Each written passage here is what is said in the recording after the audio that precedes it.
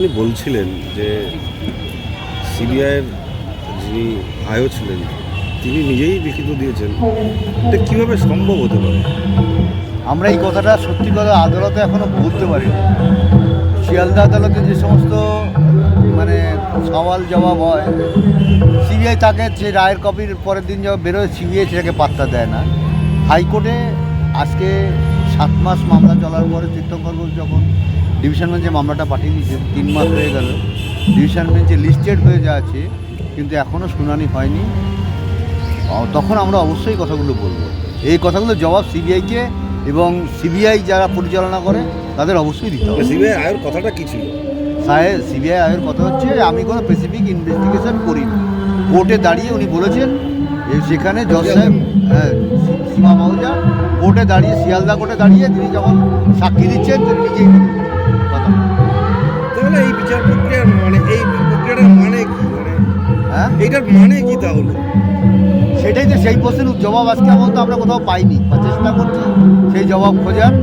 আদালতের মাধ্যমে এই জবাব খুঁজতে হবে। সিবিআই তো জবাব দেবে না, সিবিআইও দেবে না, আর আমাদের রাজ্য প্রশাসন তো দেবেই না। আপনাদের কি এখনো মনে হয় যে সিবিআই তাদের তদন্তে কোথাও ঘাটতি রেখেছেন? তদন্ত করেইনি, তদন্ত তো করেইনি, সেটা নিজেরাই স্বীকার করেছে। রায়ের কপিতে তারা নিজেরাই রায়ের চাকরি দিতে উঠে সীমা পাহুজা নিজে দাঁড়িয়ে বলেছেন আমি কোনো স্পেসিফিক তদন্ত করি। এরপরে আর কি বলবো? এখনো আপনাদের কি মনে হয় এই ঘটনায় একজনের বেশি লোক ছিল? হ্যাঁ, ডিএনএ রিপোর্টে তো বোঝাই যাচ্ছে যে এখানে অনেকেই জড়িত আছে, এবং ডিএনএ রিপোর্টে পরিষ্কার বোঝা যাচ্ছে যে অনেকের ডিএনএ আছে, এবং আপনাদের টিভি চ্যানেলের মাধ্যমে অনেক ডিএনএ রিপোর্ট, পার্থপ্রতিম মজুমদার যিনি পৃথিবীর 2% বিজ্ঞানীর মধ্যে ডিএনএ বিজ্ঞানীর মধ্যে একজন পড়েন, তিনি বিশ্লেষণ করে দিয়েছেন যে একজন মহিলার ডিএনএ পরিষ্কার এখানে আছে, এবং আরও 6টা ছেলের পুরুষের ডিএনএ এর মধ্যে গতি দিয়ে সেটা সিবিআই বের করেছে। সেটা তো আর আমাদের পক্ষে ক্ষমতা নয়, আমরা জানি কারা, কিন্তু আমরা তদন্ত করে আনলে তো হবে না, সেটা সিবিআইকে তদন্ত করে আনতে হবে। রাজ্য সরকারের মোটিভ নাই বোঝা গেল, সিবিআই এর মোটিভ কি তাহলে? কেন তারা আড়াল করতে চাইল? সিবিআই কোথাও না কোথাও তার ঠিকই বাধা আছে, সেই জন্য তারা সেটাকে সামনে আনছে। আপনারা কি চান? আমরা জাস্ট ন্যায় বিচার, সঠিক ন্যায় বিচার চাইছি। যারা যারা এই অপরাধের সঙ্গে যুক্ত সবাই সামনে আসুন, এবং এরা এই যে লার্জার কনস্পিরেসি সিবিআই বলেছে, এটা লার্জার কনস্পিরেসি সিবিআই স্বীকারই করেছে, তা সত্ত্বেও তদন্ত করেনি। তারপরে বলছি আমি তদন্ত করি। যারা ধরা পড়েনি তারা ধরা পড়ে, অবশ্যই তার সামনে আসে।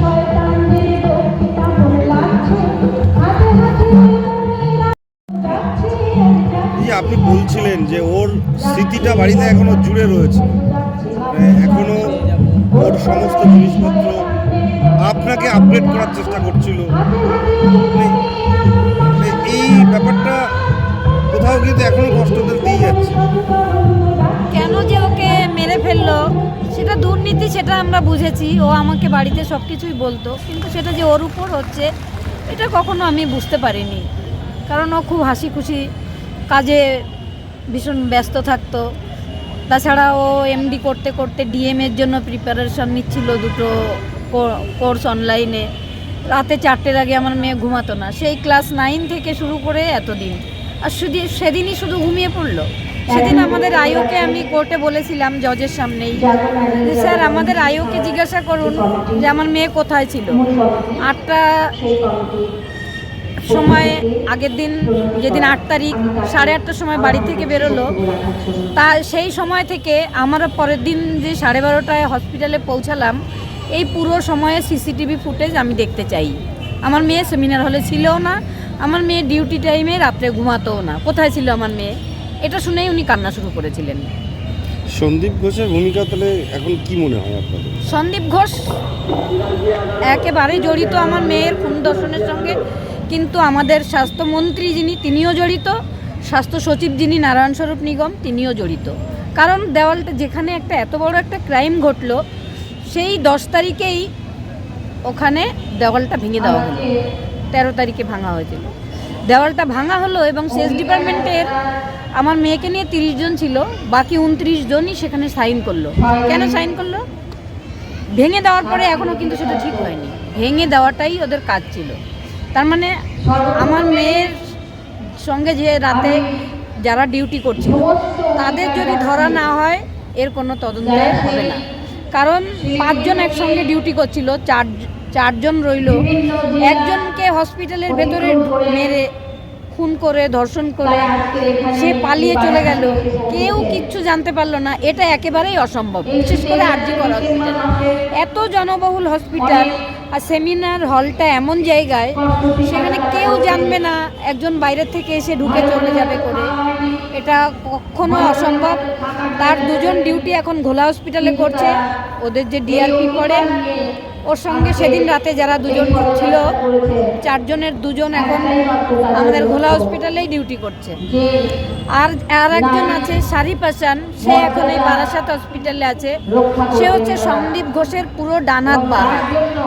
সে পুরো সারাদিন আমাদের এক জায়গায় থাকতে দেয়নি এবং তার কথা মতো সমস্ত কাজ হয়েছিল। আশিস পান্ডে একজন জেলে আছে, আর এই শারিফ হাসান সে এখন আছে বারাসাত হসপিটালে। কি মনে হয় বিচার পাবেন? বিচার পাবো না, বিচার পাবো বললে ভুল, বিচার ছিনিয়ে আনবো। আমাদের কি আছে? আর কিছুই নেই।